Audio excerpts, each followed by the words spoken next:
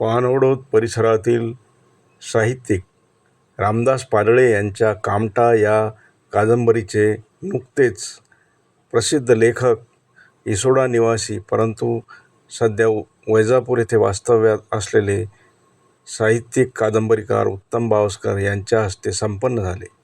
यावेळी बावस्कर सरांनी केलेले भाषण ऐकण्यासारखे आहे. तर पूर्ण व्हिडिओ बघा. चॅनलला सबस्क्राईब करा, लाईक करा व शेअर करा. धन्यवाद.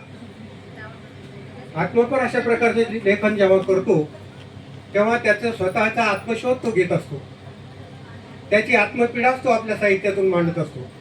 आपल्या समाजाचं जगणं, आपल्या समाजाचे जीवन तो आपल्या साहित्यातून मांडत असतो.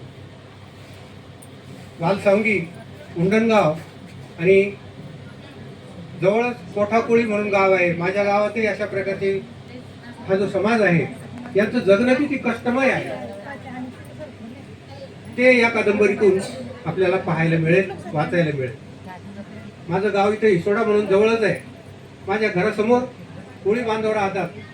मी गावातून बाहेर निघालो लहानपणी की माझ्या घराच्या समोर पांढरी असायची आणि त्या पांढरीमध्ये त्या गोट्याचं तेल काढण्याचा जो प्रकार होता, बायांच्या हाताला ती फडके बांधलेले असायचे.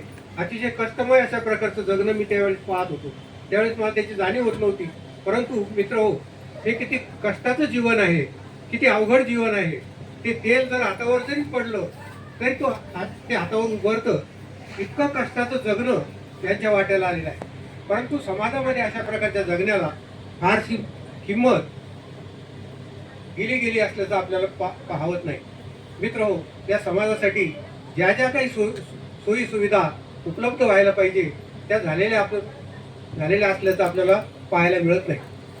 आतापर्यंत आपण शाळांमधून, महाविद्यालयांमधून जे जे पुस्तकं वाचली त्या पुस्तकांचे लेखक आपल्याला पाहायला मिळत नव्हते. चुकून एखादा लेखक जर आपल्याला पाहायला मिळाला तर आपल्याला खूप आनंद व्हायचा. आनंदाची आणि कौतुकाची बाब अशी आहे की आपल्याच परिसरामध्ये अशा प्रकारचे लेखक या ठिकाणी आपल्याला आता लिहिते झालेले आहेत, नावारूपाला आलेले आहेत.